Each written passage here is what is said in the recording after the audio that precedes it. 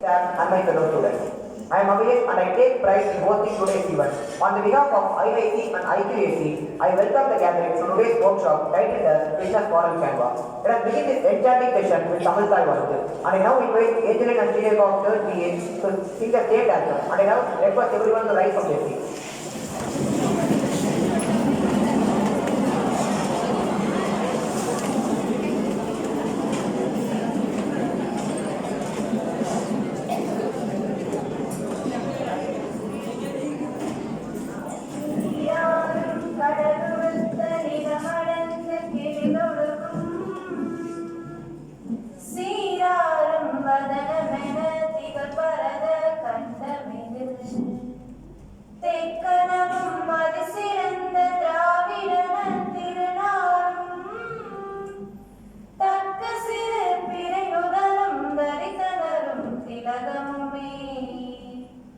அத்திலக வாசனை போல் அனைத்துலகும் இன்பமுற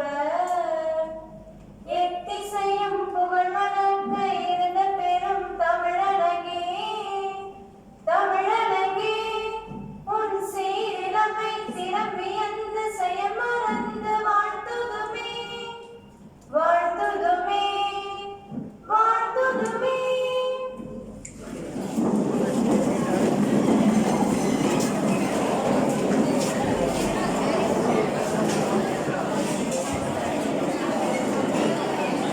Thank you, girls. May I now invite our Vice Chairman, Mr. P. Prasanna to honor the chief guest.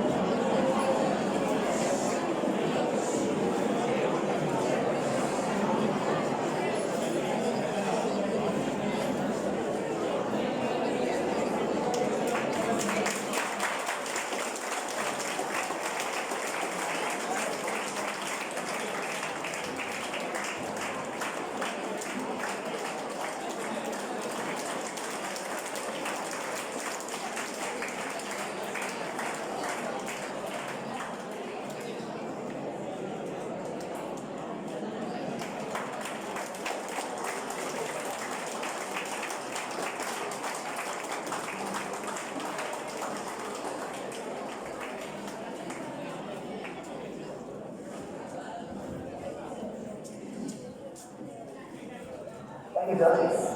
Next, I would like to call upon Ms. Jonathan Pittor from 3rd BA to deliver the welcome address.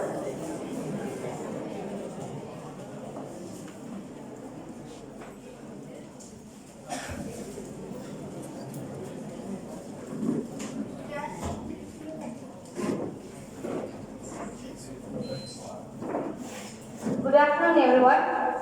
Logic will take you from A to B, but imagination will take you everywhere. It's a glad welcome we bring to you this afternoon.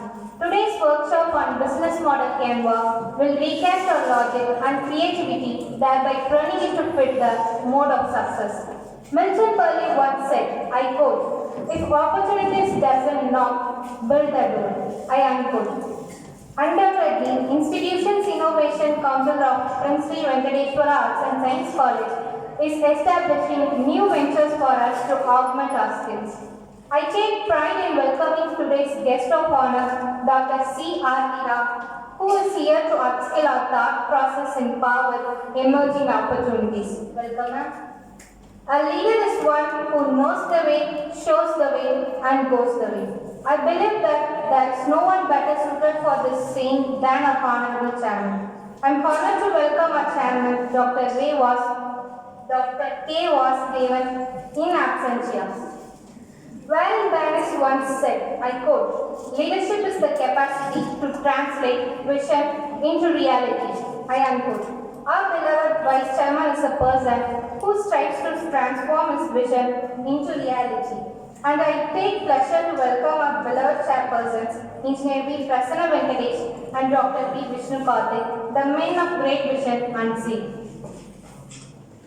There is something special about a woman who lives in a competitive world. It takes a certain grace, strength, intelligence, and attitude to never take no for answer. I feel elated to welcome our inspiring principal, Dr. Uma Bhaskar, an epitome of dedication and perseverance.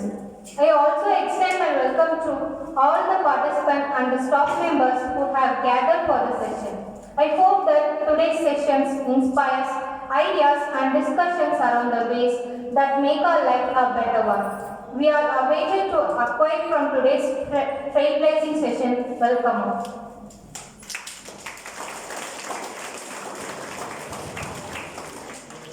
Thank you, Mr. Atul. Peter Drucker once said, and I quote, leadership is lifting a person's vision to high heights, the rating of a person's performance to high standards, the building of his personality beyond its normal limitations. I couldn't think of anyone else better suited for the saying, none other than our Vice Chairman, who tries to shape our vision. With my great pleasure, I now welcome our Vice Chairman to address the gathering.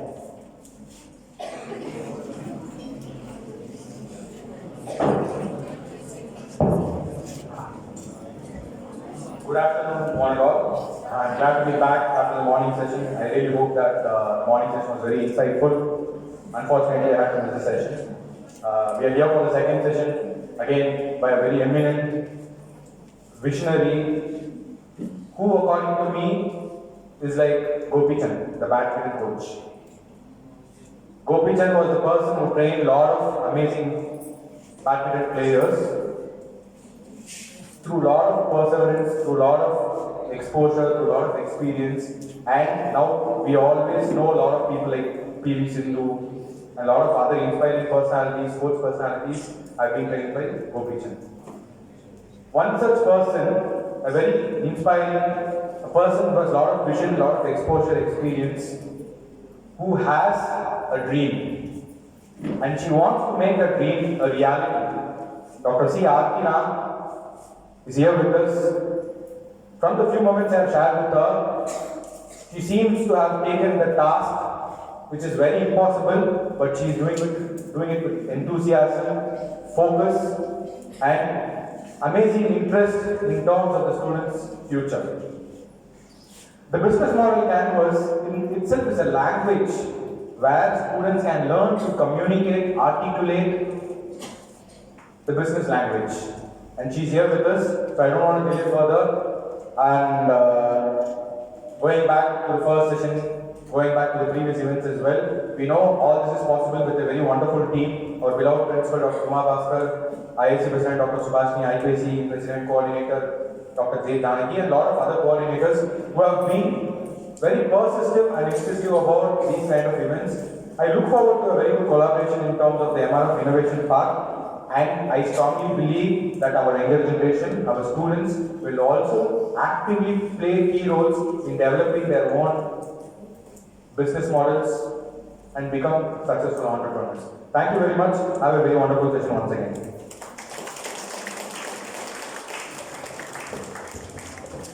Thank you, sir, for a insightful word.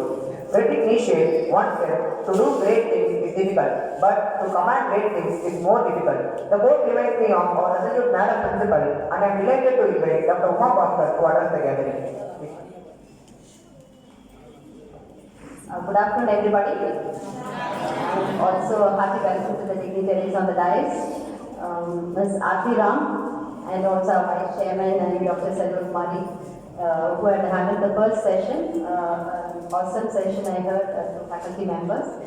And the same way, we had made arrangements. IQAC in coordination with IAC has made good arrangements today for innovative, impressive and creative lectures given by, it's not lecture, discussions given by Selva Kumari, and also the one who is going to take up the session immediately, Ms. Aarti Ram. So the admiration showed by our Vice Chairman is really, it suits what he said, what he mentioned now. And I remember that once we had initiated ED Cell and we were called for discussion at Anna University.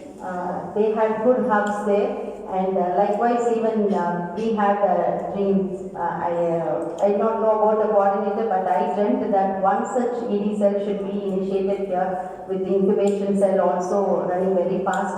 And maybe because of COVID, everything got shut down. And let that dream become your dream hereafter, and let such activities get prolonged within our campus with the able guidance of Ms. Aarti and also Dr. Selvakumari. So God bless you all children. Make this session a fruitful one by carrying good messages from eminent persons, resource persons like Aarti and also Selvakumari. Thank you and wonderful arrangements done by IIC and IQAC, and even IPR coordinator is here. Really I should appreciate all the coordinators for having given wonderful exposure to our children. Thank you once again. God bless you all.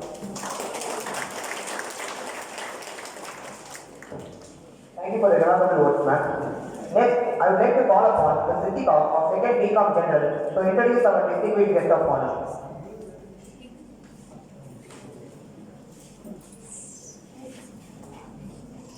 Behind every successful woman is herself. Today I am honored to welcome our guest speaker, Dr. C. Aarti Ram, a magnanimous and successful woman. She is a woman of virtue and simplicity, a living inspiration to the young innovative minds out there. It's truly an excellent opportunity to attend a workshop that I'm certain is filled with fresh thoughts and optimistic approach. She is currently working as the head of operations in the MCC MRF Innovation Park, established in the Madras Christian College, funded by MRF Foundation. It is a dedicated ecosystem to foster advanced research, innovative startup ideas, and nurture entrepreneurship skills. She tirelessly works to identify curious minds at the backbenches, and she also strives to set up business incubators in the academic institutions. Her passion and her goal is to create future with optimistic and young innovative minds. She holds a PhD in industrial biotechnology. She previously worked at AIC Anna University Incubation Foundation as senior associate. She worked at the Biomedical Incubation Center in the head of management. Later, she worked at the Kaizen Galvated Private Limited as the R&D quality supervisor and at the Infosys as senior associate. She has over 5 research papers in her concerned field. We at Prince Sri Venkateswara Arts and Science College are fortunate to have you here, ma'am.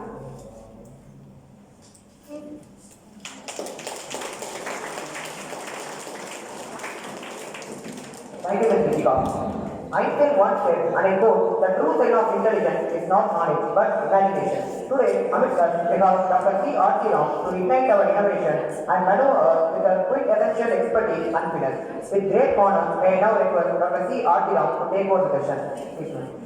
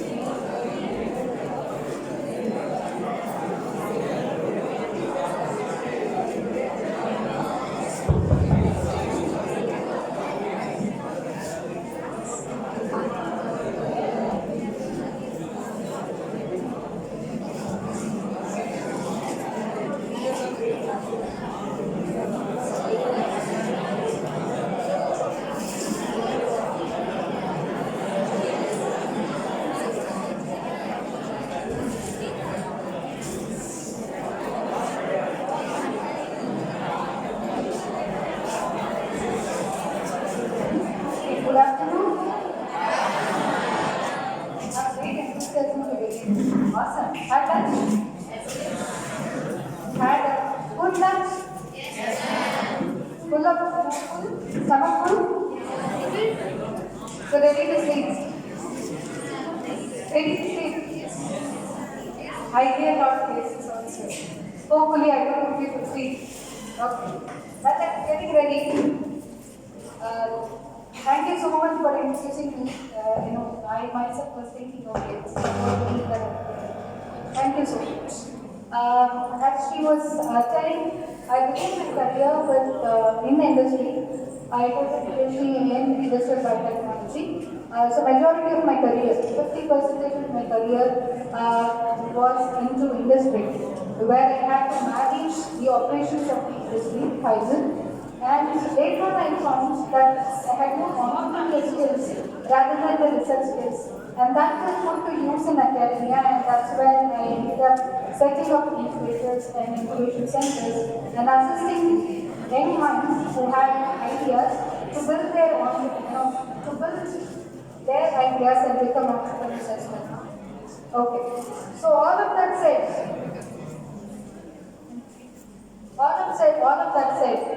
why are we here? What are you going to learn? And what is the outcome of this 2 hours of your time? Time is precious, right? Isn't it? Yes. I equally value our time as I do mine. Okay, so here, when you are here with me for 2 hours, I'll make sure, for 1 hour, I'll make sure that you get at least something, taken from this session, and that can be practiced in your life, and that can be useful for you. Okay, agreed? And for that to happen, I want only one rule or one promise that you will talk about. To me, not among yourselves. Okay? Done.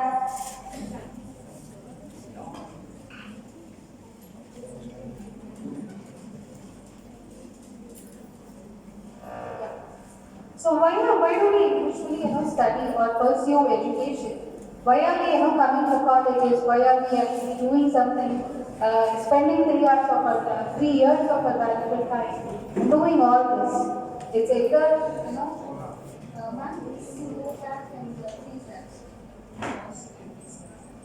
yeah, pause it now. Yeah, thank you. So either you end up want to transfer some kind of a knowledge, you want to acquire knowledge, or basically you want some kind of an employment. You want employment as an outcome of your job, or you are looking at your passion.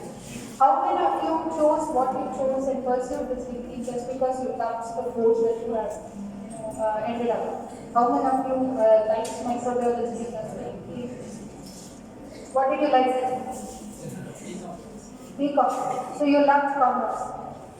Awesome. Yeah. Okay.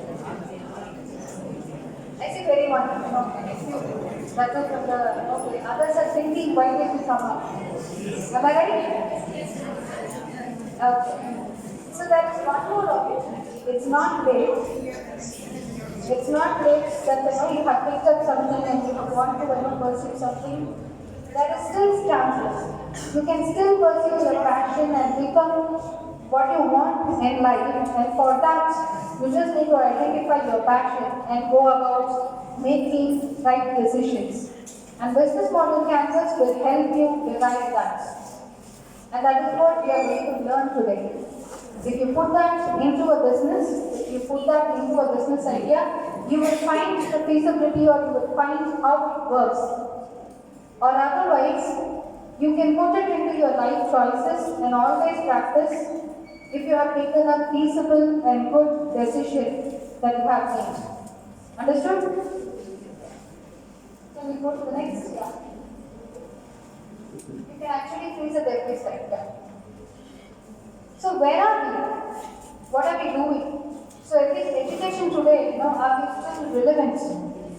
So it is a requirement that we no longer read from books, textbooks. We learn from various other gadgets, and actually we are in the education 4.0 and 5.0 is going to arrive. Okay? Education 4.0 is actually where you learn from your mobile phones, from the streaming platforms, the Coursera, the everything available information that you get gather. How many of you collect information from it and then accumulate? Not related to your subject. Let that not be related to your subject. How many of you regularly use your mobile phones for gathering information? Others use it for entertainment?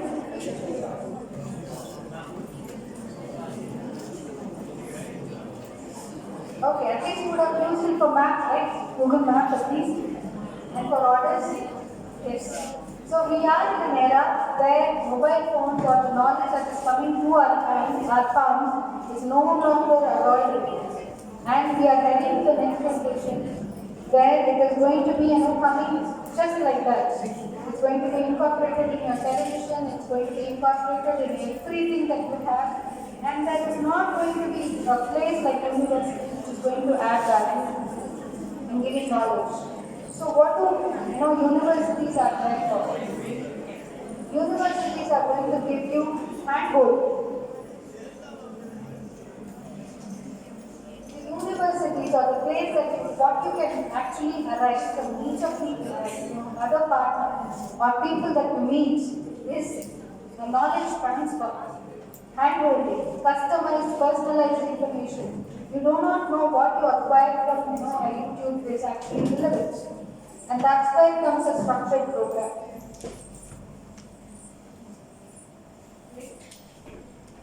And with arts and science projects, this is a data collected from the 2020 report that says that the majority of the population of India and the global population, student community actually are looking at arts and science as a stream rather than the engineering or technology or medical.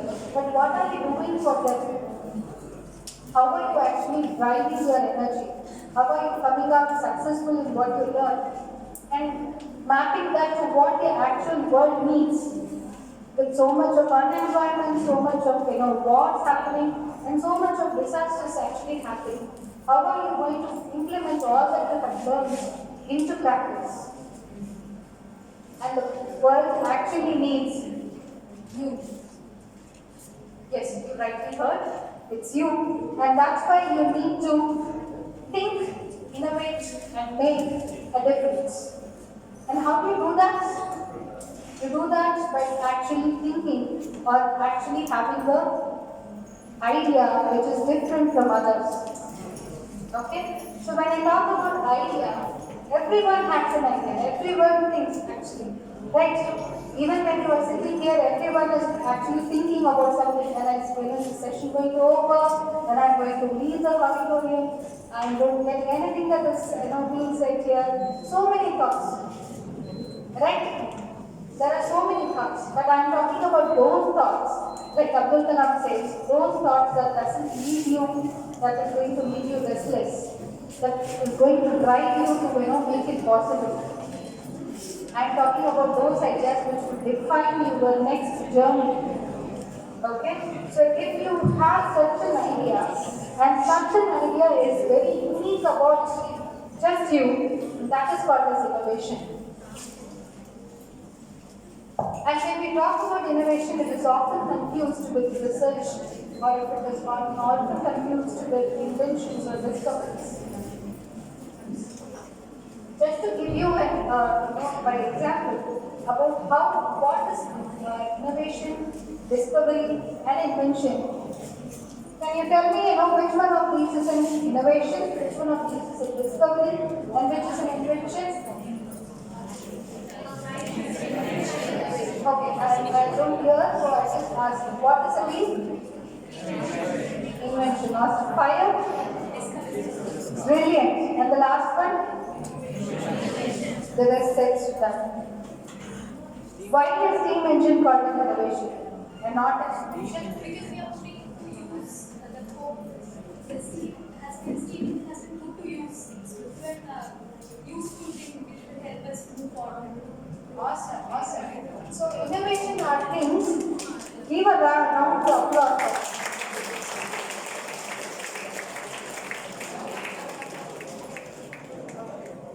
So whenever we put an invention or a discovery, anything that put into application, when you put that to an application and commercialize that, then that is called innovation. What is the use of having a relativity theory, or what is the use of having Newton's law of theory, unless and until it is put to use for making vehicles or making spacecrafts? Everywhere you use the laws of Newton. Right? So unless and until you put these inventions and discoveries to something that is useful and is related and relevant to the community, then that becomes innovation. And for that, you will not actually do a research and come up with an invention which is going to take at least 10 years. I'm not saying that's worthless. I'm just saying that you can also innovate and you can also be given a product. Now these are some of the innovations.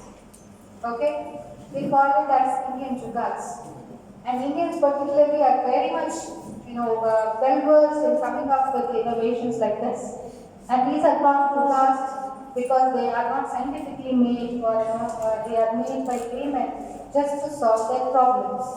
And it is good to have problems because you can come up with so many solutions in so many different possible ways. And India as such has so many problems. It's good to have problems because you can innovate them. But what happens after you get all the innovation? Do you actually end up becoming leaders like that? Do all the Indians become something like that? It's not possible, right? Because you can see that only a few of them are there, and all of them are actually US citizens now. All of them have gone to US to be the CEOs. Yeah. So that's where business model canvas is important.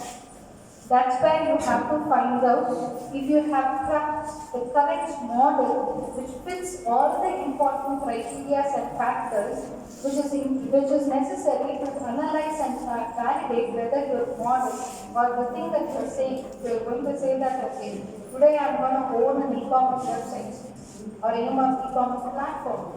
We're talking about some application. Does this have customers? Does it really, have people who can pay for you? All this validation can happen using the business model.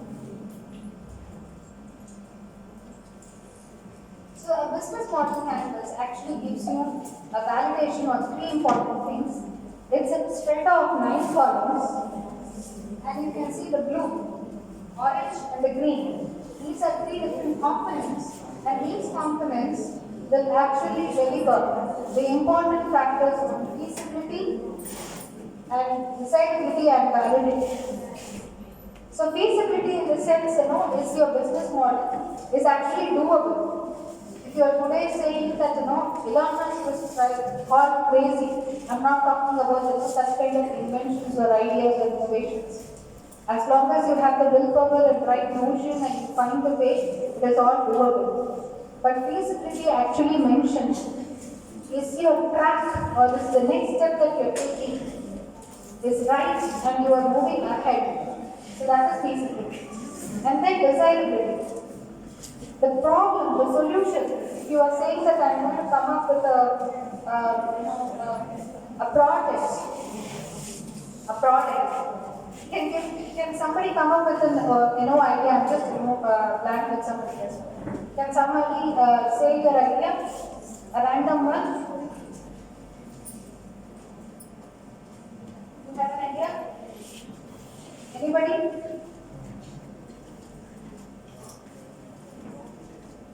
Got a business idea? Any idea for that matter? I'm sure, man. I'm sure a lot of you have an idea. You? Got an idea? No? Who's got an idea, Sarji? Just randomly, ma'am. Why don't you tell me an idea?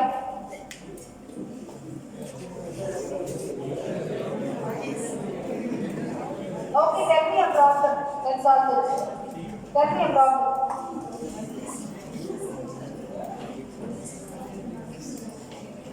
He seems to have an idea. Okay, tell me a problem that you would like to be solved.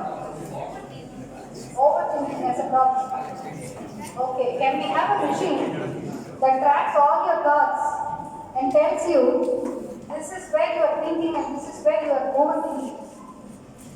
But just like a wearable device that tells you, see, what's your name? Charu, okay. Charu, you are thinking now. Charu, you are overthinking. Charu, probably you are going to bust out. You should stop. Okay. A variable which is going to give you all these data. Now, how do you make it? Okay. Now that we have got a product, a wearable device, which can tell you all these things. But is it required if I'm going to build a wearable device? The first thing I have to find is whether it is feasible. Okay? Is it feasible? Why do you think no? Why do you think no? What do you require to map your thoughts? Are you aware of that? Do you think it's not at all possible to you or not at all possible for anybody? That's a difference, right? Maybe that is unawareness or because you do not know the technology. What do you think, Charu?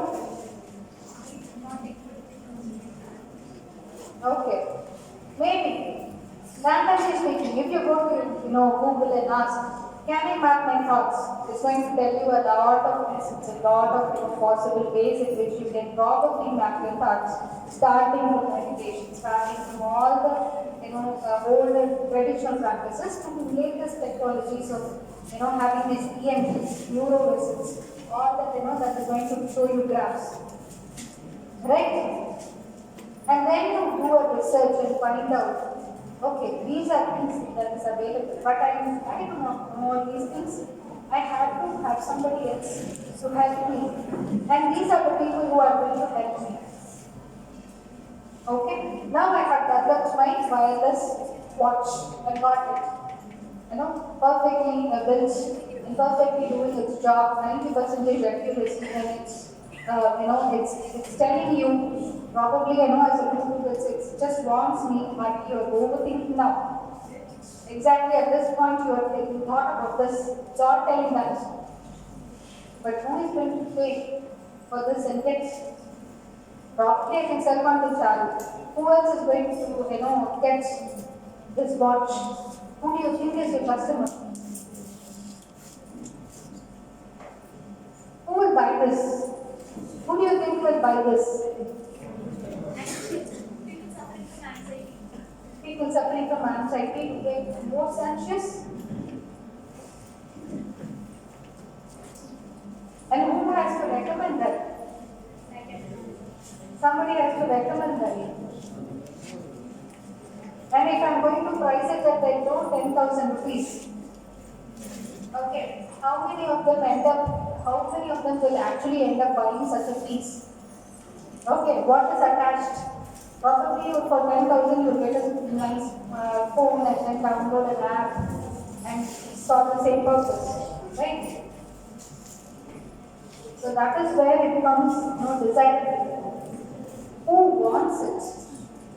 And one more thing is, there is want, need and desire. Okay? The product that you are building today, let me give you this example. You have to go from point A to point B.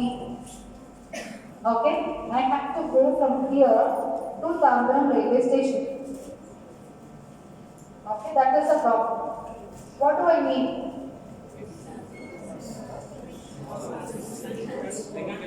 What are the different methods by which I can go? By bus, car, auto, cycle, walk. Can I take a Ola? Yeah.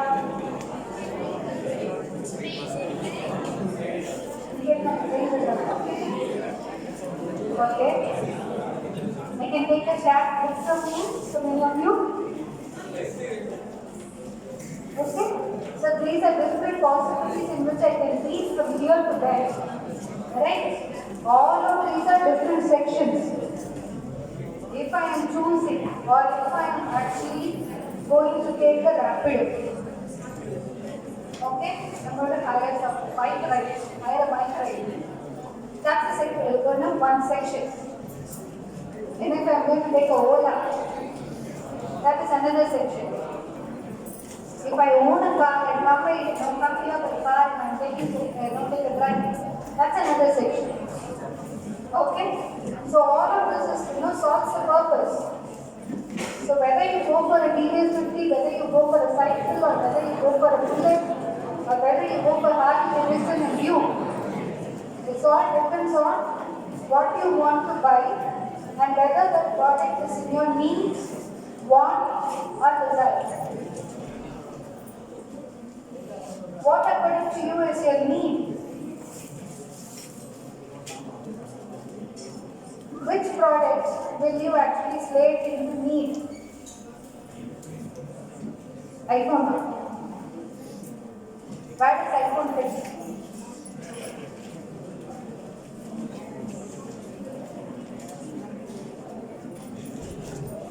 iPhone is a want or a desire? iPhone is a desire because now you have to convince your parents to get one. Imagine you are employed, you are actually getting a salary of 1 lakh for today's inflation, probably 2 lakhs to start with, but by 3 years after. So where does iPhone actually place now? Wants. Okay? Actually talking that is still a desire. You actually do not want it. There is nothing actually in iPhone which is different. It's all about brand placement, right? It's still a desire. It's still something that you can go out to status. Right? So that is the difference between how you actually chose your product. The section of desirability. Who is there to buy your product? And lastly, viability. Now you've got a product. Now you know that somebody is there willing to buy it. But that is manufacturing cost. You have to actually make the product and sell it, right? So the third section actually talks about viability. Whether you will be able to make this business model successful, whether you will be able to pull it off. Okay, so that is the last thing. Now we will go into the actual business model.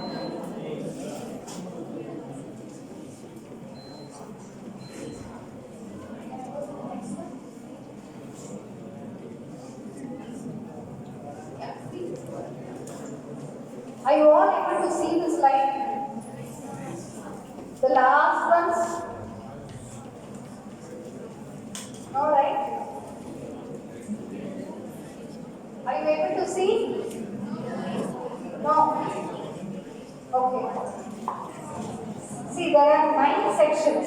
9 sections in a business model canvas. And this business model canvas, you can nothing jargon. You can find business model canvas in your Google and find a template like this. The best one or the best practice is actually, if you have an idea, you have to fill it out, all the columns, and see if you have all the factors, that is feasibility, desirability and viability, fitting everything, and henceforth, your business model or the business idea that you are thinking is validated. Okay? So business model is actually one complete canvas that you can immediately work on and find out if your idea is good based on your time. Okay? So let me quickly explain the sections so that you can understand. The first one will be actually to find out the value proposition. Let's take the idea of Charlie. Okay? The value proposition is A. I'm going to map all the thoughts.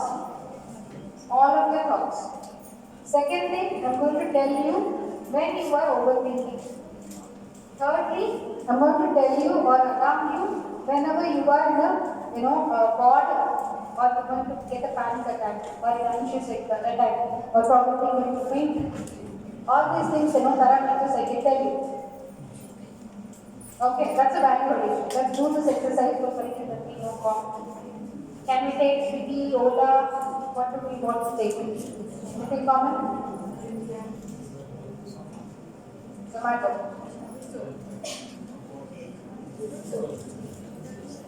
That's it. Okay.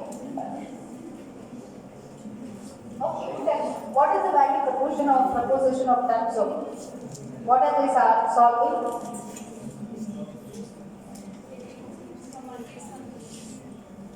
I can do that, no? What is the value proposition of Tanso? You just have to add fast.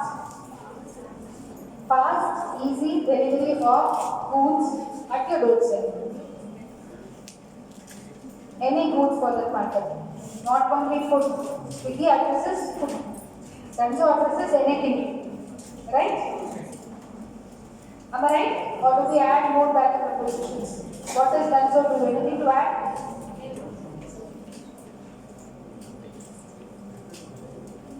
Okay. Then you have to similarly add three things that it solves. For customers, for an end user, it is solving the problem of taking goods to my doorstep from my nearest from the shop that I want to have these goods delivered from. Right? I want to properly, let's take the case of Swiggy. I want to have my quality here. Okay? I need it right at this moment. Some guests have arrived or some friends have arrived over and I can't actually go to the shop and get the biryani delivered. So I'm just making this quick. So it is solving my problem of delivering to my doorstep and also fast. Okay, so it is solving my problem. And what is it solving for Sarpagati biryani shop owner?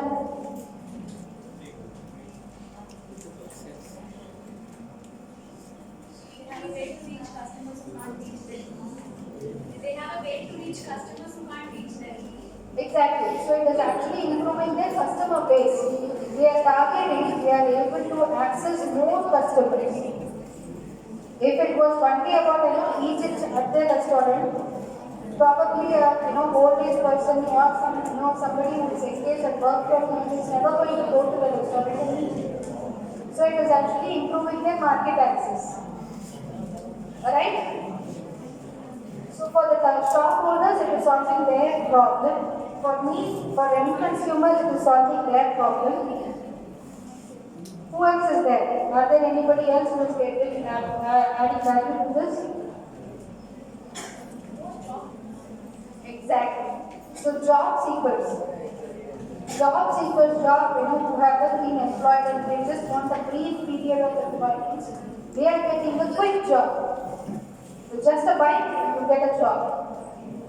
So it's solving three things, right? Swiggy is actually adding value to three people in different jobs. Got it? So coming to the customer segments. Who are your customer segments? Again, this customer segment can be identified in various genres, but let's take the end consumer perspective and say who are the customers. Who do Swiggy offers? Lazy people. Agreed? As long as you're making money, I don't mind. Oh, who else? Foodies. Okay, yeah, agreed.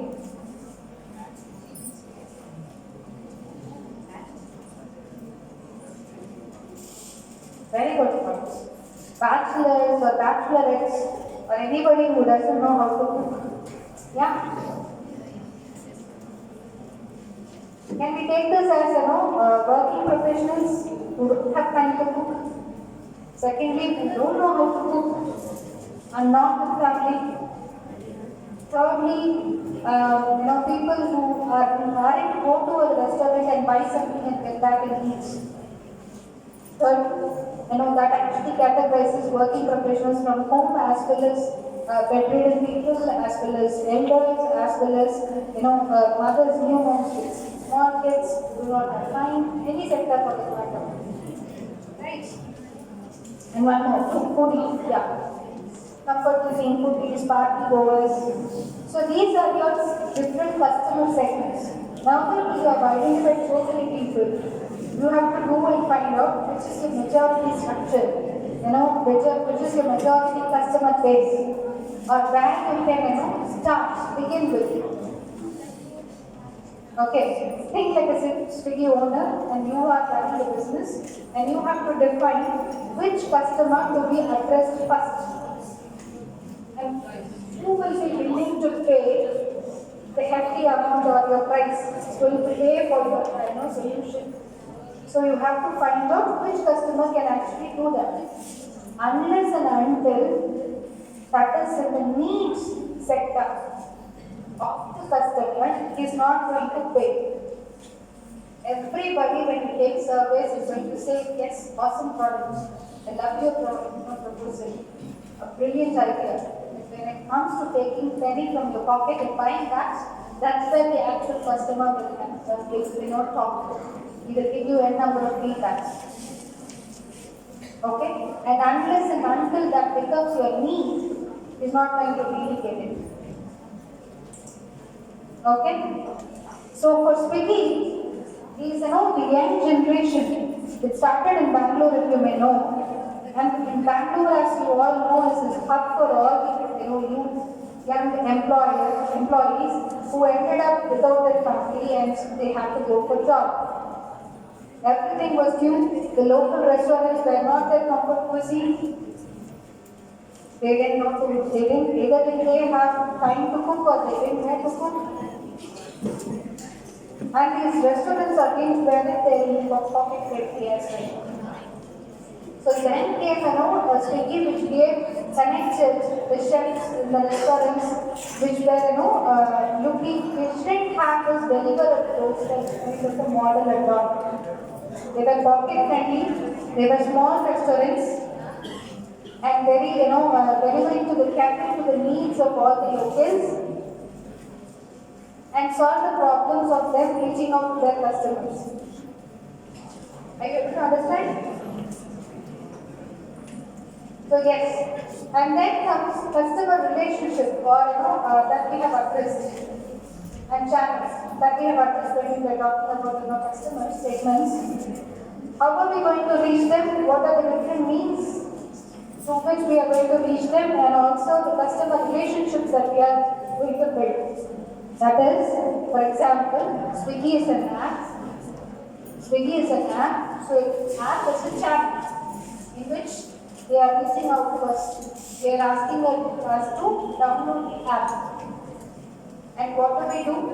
Do we actually subscribe to Swiggy? No. Do they actually charge us? No. How do they make money? How does Swiggy make money? Commissions on every delivery? Commissions on every delivery actually on your payments. You are actually paying the commission to Swiggy for delivering at your doorstep. And what is the whole, this menu is there on Swiggy. What does Swiggy pay? Subscription fee. So hotel or restaurant owner has to pay a subscription fee to be there on the list, to be available for all the app downloaders. Okay, so app is the channel. The Swiggy app is the channel for Swiggy, and the customer relationship is a value addition where we are relating to each and every customer by providing them a value addition. Now coming to 6, 7 and 8, that is where you have to see if you can do that. Key partners.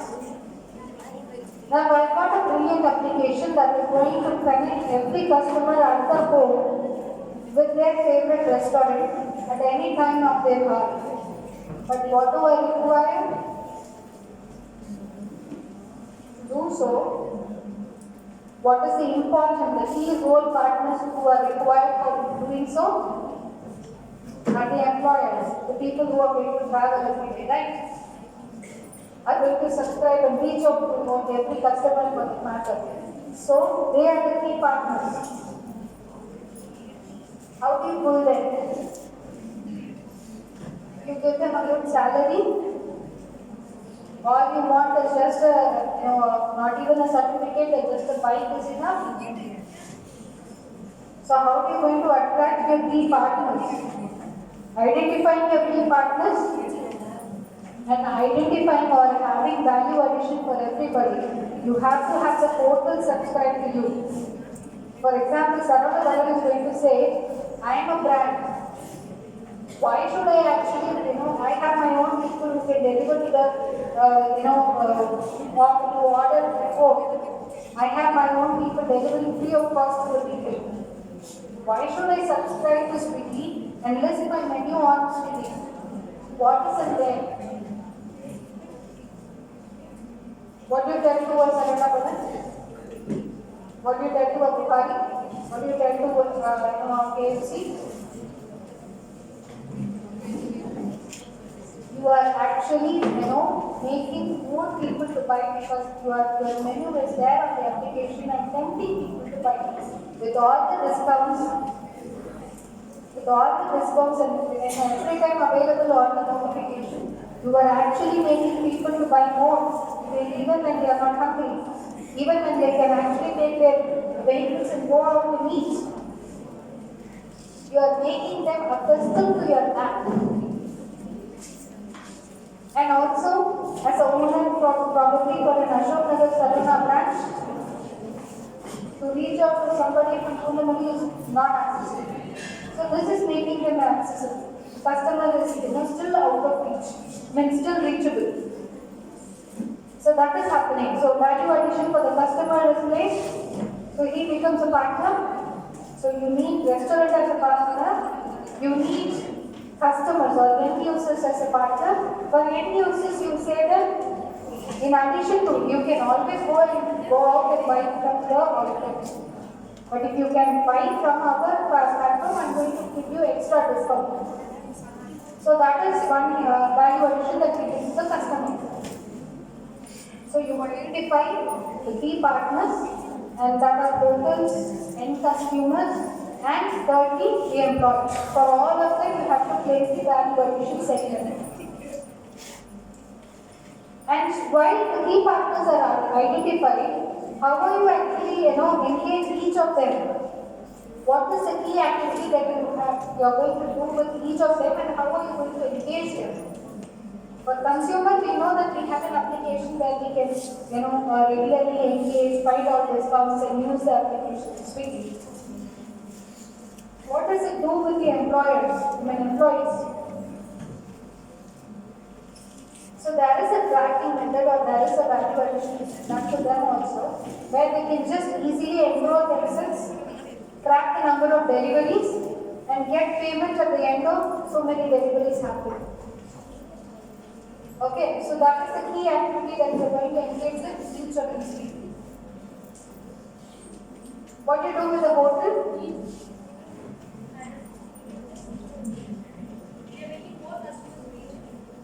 No, that is value addition. I am talking about key activity. I must begin. I am actually filling up the business model canvas. I have identified my key partners: hotels, employees, end consumers. Right? So, what are the key activities that I am going to do with them? Notifications on every menu or discount or anything.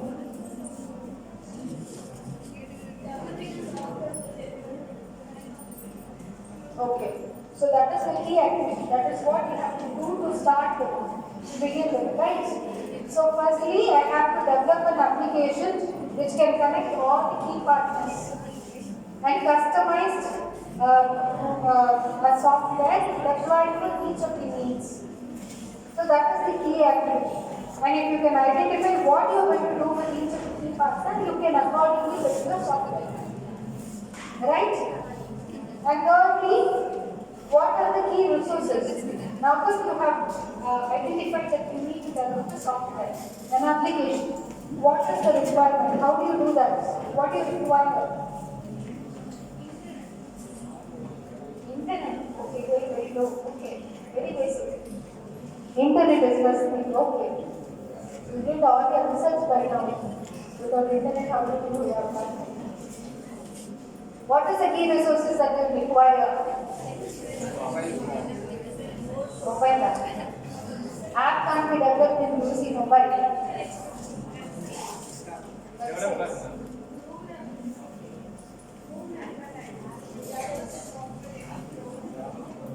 Okay, app developer. App developer firstly, all the technical skills needed to develop an application. Okay, first, yes, he's going to ask for some money, right? So he's going to anyway ask for some money. So app development, internet, facilities, infrastructure, and your time. Most importantly, your time. So all of this becomes your key resources that is required to make that possible. And then comes the cost structure. How much is all going to cost me?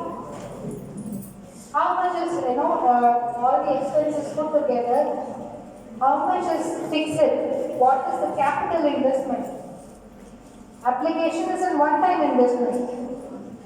And probably fixing the bug and a little of development here and there is going to be a regular activity. So that is variable. How much of subscription is going to come? How much of business development is going to happen? How much of employees that you are going to have? All these are regular expenditures, right? So there is a capital expenditure and there is an operational expenditure. There is a fixed expenditure, there is a variable expenditure. Right?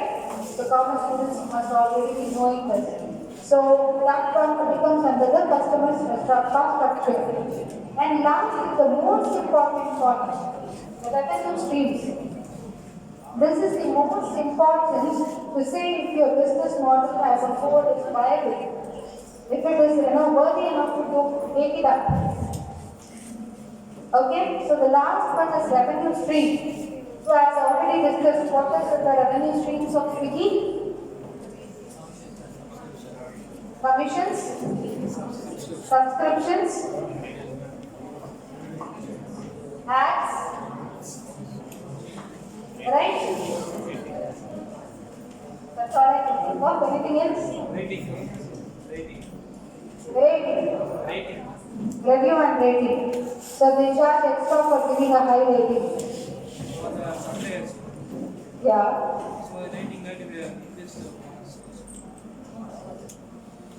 Okay, that doesn't come under revenue stream. As long as I'm working for Swiggy.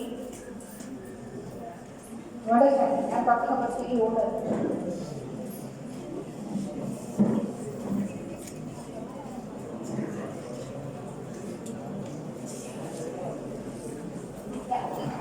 This is again a case of Ola. I'm not going to say, and I'm sure that you can't read it also. So let's do this exercise for Ola. Okay? Let's do the same exercise that we did with Swiggy. Now that you have understood, do the same for Ola. Starting at the first one. Who are your key partners? No, let's start with value proposition. Yeah. What is the value that Ola has?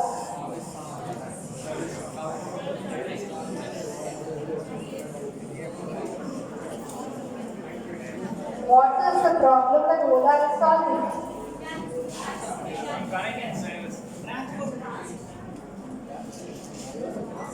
Accessible transport, easy accessible transport, but then okay, more accurate and on time, controlled transport, affordable, safety, user friendly. What will the user look for? How do you call it user friendly? That is easy access, no? Easy access, safe, affordable. Anything else? Can I get an answer from the row at the back?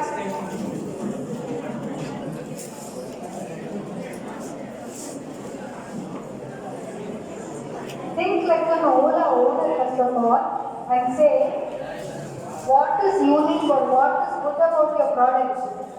Why should you pursue making Ola a company? What are you solving?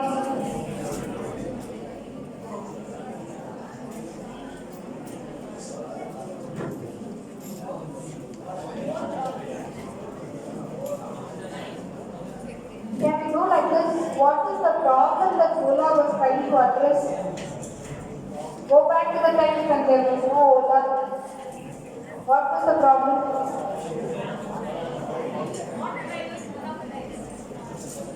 Auto riders monopolized. Were there autos everywhere?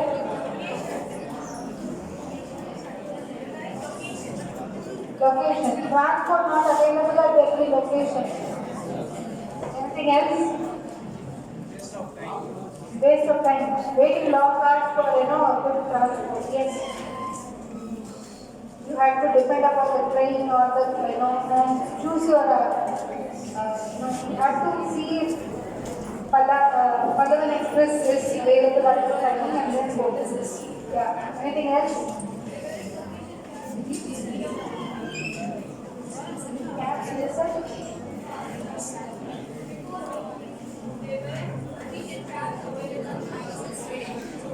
Okay, yes. I'll come to that point. Yes. He's saying fast track or any, what was the other one? Okay. So fast track or the other previous different models where they gave cars wasn't accessible or wasn't so available when it was in need. That opens up to what to think about Ola. Okay, so Ola, the first thing that they saw is actually not for the consumers. They solved a very big problem for car owners and drivers. Okay, so earlier to Ola, there were fast track which owned cars. It had only limited cars. Everybody could probably buy at least 10 or 15 maximum cars and have a travel agency. But this actually, Ola didn't actually invest any money in buying these cars or these vehicles. It tied up with car owners, it tied up with travel agents, it tied up with every possible way and brought all this into a common platform where anybody available in the vicinity could be picked up. All it did was like Oyo getting commission on entry, dealership established. Got it? Ola began with actually getting commissions on every drive that was taken up to Ola. It didn't own any of the cars. It didn't own any of the drivers. All it did was connecting people and telling that that's the rights available. And for drivers, it was made easy. It was, all the sales, all the marketing, all the strategies had been done already and given in the application. All we had to do was subscribe to the Ola app, sit there and wait for somebody to ask for, for the right. And similarly, we had not know, we need not go and find out the nearest auto driver's number, or we can, be stuck up anywhere. All we have to do is just look into our app and look up the recent cab, right? Now tell me what it does. Value proposition for the commuters or for people going on time. I just read out what is there on the presentation so that you can understand. The first one is service on time, affordable rides, reliable drivers, trackable rides, and active customer support at any time of your ride, during the rides. And similarly for the drivers, it was giving access at the place of easy access, flexible working hours. And if you were tied up to a travel agency, then you probably have to go every day, 9 to 5 job or 9 to 10 job. You have to be there. And whenever the owner actually calls you for a ride, you have to go. But it gave you a flexibility here. The drivers can actually choose not to work at certain period. They can just switch off their application and no ride will actually come for them. And when they want it, they can just update their location and they are going to get the rides. They are not dependent on anything else but the application. Right? Any doubts? Can we explore the customer relationship? What is the key activity that you're going to do for your customers? I mean the end consumers. What does Ola do? Timing, okay. Exactly tells you this is when I'm going to pick you up. You will reach your destination in so much of time. Accuracy and delivery. Then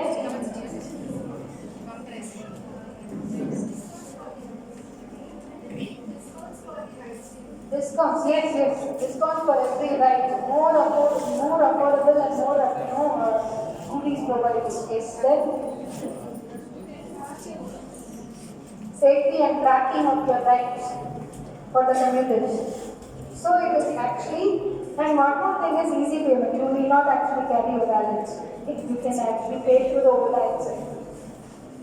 Right? So engagement itself is done through the Ola. And coming to the customer segments, who do you think is we know that all of us are, in some point of time being customers of Ola. But who were their right potential customers? Where did they begin with? Who are their customer segments? Working women? Working men as well, okay. Long distance travel? Yeah. Night shifts, yes, excellent, yes. Anything else? Any other customer segmentations? Family who didn't have a car. Earlier who used to probably take a ride to travels, unplanned travelers. Yeah, and one more part, I'm just looking at when you look at night shifts, it was more than the customers. Ola tied up with corporates to deliver their manpower or deliver their employees on time. So they had reached out to corporates and customers. So customers were actually young customers, working professionals, the corporates, and lastly, the family who didn't have the car. And the other side is actually people who have a car but do not have a job and want to make money with the car. They have an opportunity to rent their car. They can easily subscribe their car to the application to Ola. And if I don't have a job but I want to buy a car and I am looking for a job, then I can myself join as an employee with Ola as well, right, into the application. And what are the channels? How do you reach your customer? Application. Then you are able to read that. How do you reach your customers? Through corporates, through your employers. I'm going to convince your employer saying that I'm going to, safely pick up and safely, what do you call it? Drop, sorry, yeah, got blank. So pick up and drop your employees from their venue on time. I'll make sure they're coming to the work on time. Okay, through the corporates and through the employers. Secondly, through the apps directly to the customers. Third, through the drivers and travel agents who have regular bank of customers. A travel agency probably had regular bank of customers, and now that they have a new app to subscribe to, they are going to their customers as well. Okay, and by offering more discounts, make my trips, or more travel planners, they are going to offer more discounts for every ride. So that also becomes one of the channels. And coming to key partners, now that we have identified what Ola does, who are the key partners?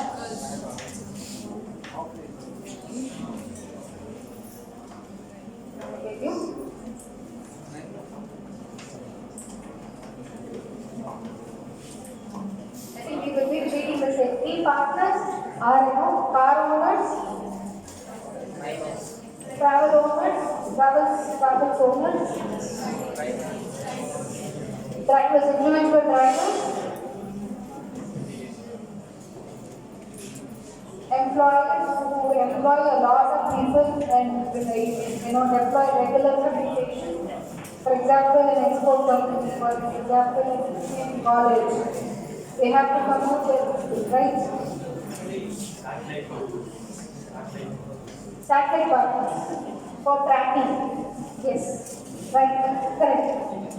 So GPS and other Google partners, yes.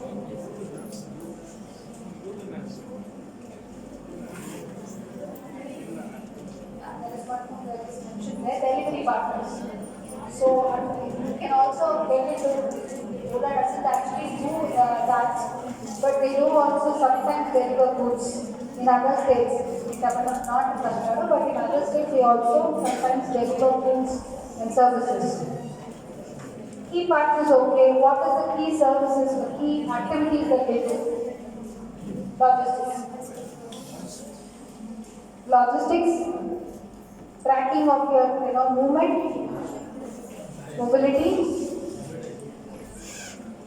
That's revenue stream. If I'm taking a cab, if I have to, actually today I'm working. I came from all the way from my workplace. So if they have to track my movement, all they have to do is give me for a cab. Right? So key activities is actually, that you employ or that you do with each of the partners. What are the key resources? What do you need? Do you need car? You don't need that. Do you need the drivers? You don't need drivers. What do you need? You need the technology or the software or the application with which all of them will be on one platform. Right? So the technology or the software is required, the application is required. Then you have to give them some goodies or value proposition or GPS or this, that has to be there in your application so that you can onboard more people. And what are the costs involved now? Technology is needed for any company to grow. It is needed. What is the cost involved now? What is your capital expenditure? What is your capital investment?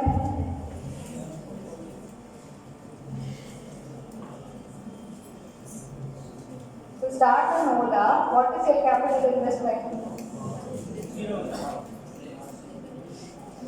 You don't need cars, you don't need drivers. Correct. That is your key resource. For that you need technology, for that you need an app developer, for that you need a team. Now what is your cost?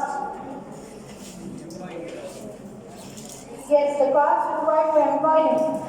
That is your capital expenditure or operational expenditure.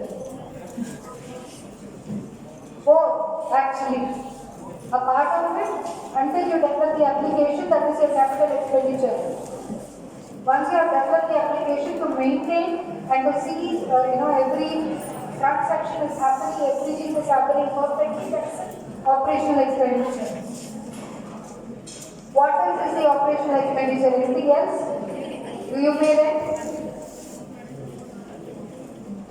There is a fee to the server that is holding all the information. So technology costing, a server subscription costing, and all that is required are these things. And how much does Ola make? What is your revenue stream? How much do you think Ola makes? All you need is applications and a server to host all this. What is my revenue stream? Commissions on every rate, right? Promotional ads.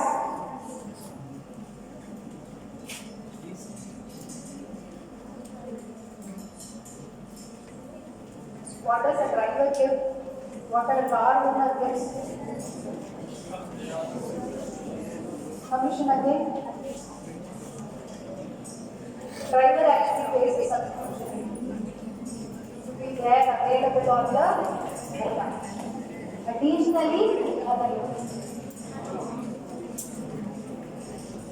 Okay? So that becomes your revenue streams. We just did. And yes, corporates need to give a little extra because they have a hefty amount of employees. They have to pay a little extra by subscribing to the services. And also to privacy. I just, as a owner, I just want to know whether my employee has reached the destination safely, whether my employee is on time. Only I should be knowing all the data, and for that privacy, I'm going to pay extra. Got it? Yes. Let's do just one more exercise.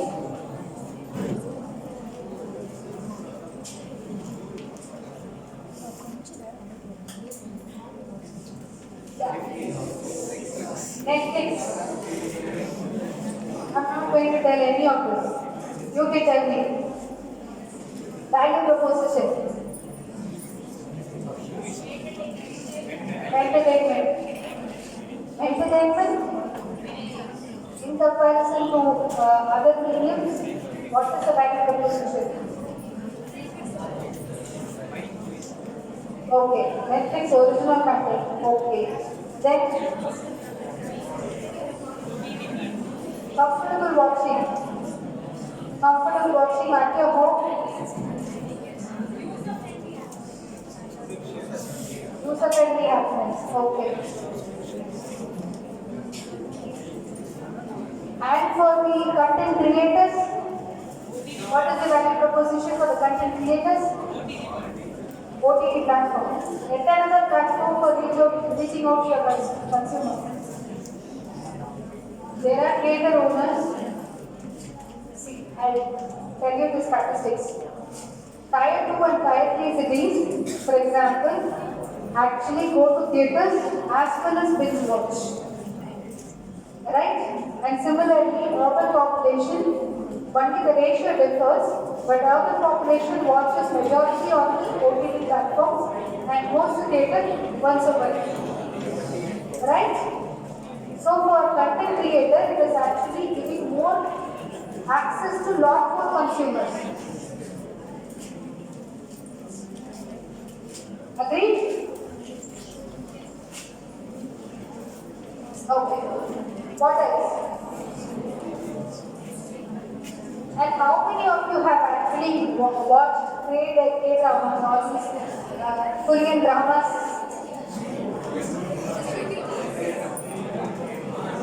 Awesome.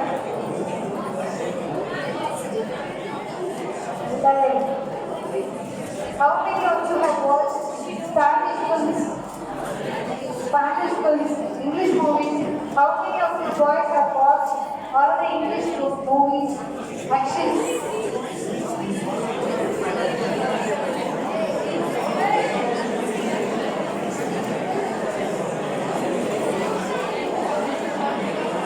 How many of you watch this on Netflix?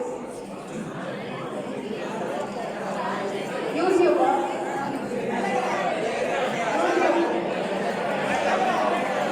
Okay. Shall we do the business model canvas of YouTube? Shall we do the business model canvas of Netflix or YouTube? YouTube. What last? If you answer this rightly, you can go. Okay? We'll do that for YouTube. Agree? What is the value proposition of YouTube? Comfortable contents. Source of income to every content writer, content creator. There are many movie stars who come on this side. Okay. So platforms are active. Visibility creation, campaign and marketing strategies. Yes. Anything else? Advertisements, okay. Even the YouTube, like the trailer promotions after that. That's a revenue stream, no? Okay, okay.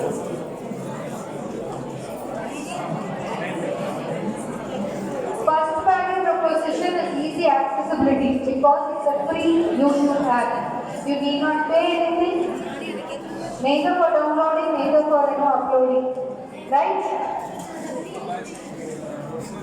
What's the business model? You neither pay for watching in YouTube or neither actually pay anything for putting a content on YouTube. I believe it's all streaming in YouTube as well. Right? So value proposition of YouTube is actually giving a free access of a lot of contents across the globe. Anybody, any language can actually post their contents and you are available for all these contents. Alright?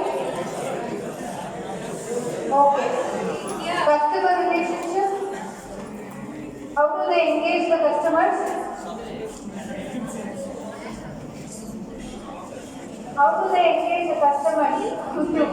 Do they actually ask you to subscribe to YouTube or they actually ask you to download the app? It comes free with your mobile. The moment you buy a mobile, as along with Google, YouTube is there. It's available. It's mandatory. Correct? Even if you don't watch it, it is there on the phone. Then, key partners. Who are your partners? Does YouTube have a studio? Does YouTube has a production house? How does it generate all that wonderful content that is available? Free engagement. So key partners are content creators, content consumers, ads, or marketing and ads.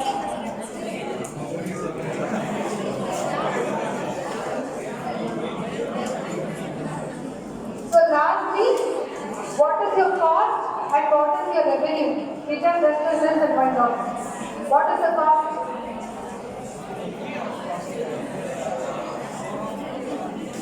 Technology. There has to be some application which can allow you to onboard all the content, right? Maintenance, filtering, moderation, server space, yes. And that is the cost also. Revenue streams? Revenue streams?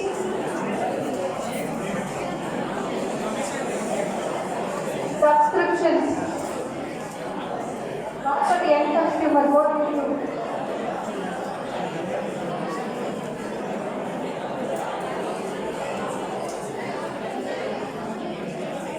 Number of downloads. They don't download anything. They don't. And how does TV work? It's a similar thing. Okay? So they get actually negotiate from the ad makers. So placing their ad, they get the revenue. Okay? So go back, do your, take a company that you really love or you really know, do the business model canvas and practice. It's fun to actually do it. Did you all have fun? Yes, thank you. Pose your head. How many of you actually got something to know?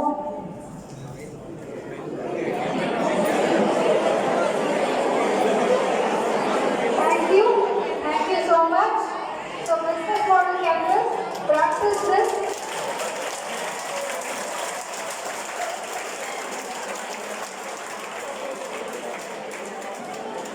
Practice this for something that, a company that you love and then do it for your idea.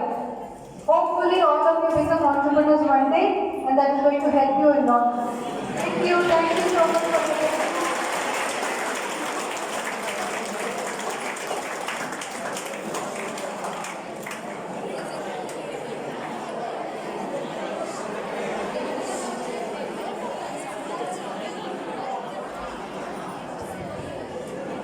Thank you so much, ma'am, for your beautiful words. Saying thank you is more than a good manner. It is a spirituality. I now request the general quality from 7 p.m. to deliver the vote of thanks.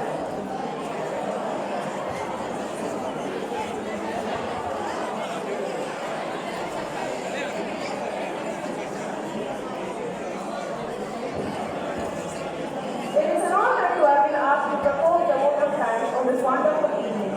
I would like to begin this vote by expressing my gratefulness to the Lord Almighty for making this session a success. Proceeding further, I would like to express my gratitude to the resource person, Dr. C. Arpina. Thank you, ma'am, for spending this evening with us and for the marvelous session on business model Canva. Next, I would like to thank our chairman and vice chairman for providing us with a platform to organize such a wonderful session. Next, I would like to thank my principal for a constant support on the student development. And I would like to extend my thanks to IIC and IQAC for organizing this event. Finally, I thank all my peers and participants for joining the session and providing their active participation. Thank you, everyone.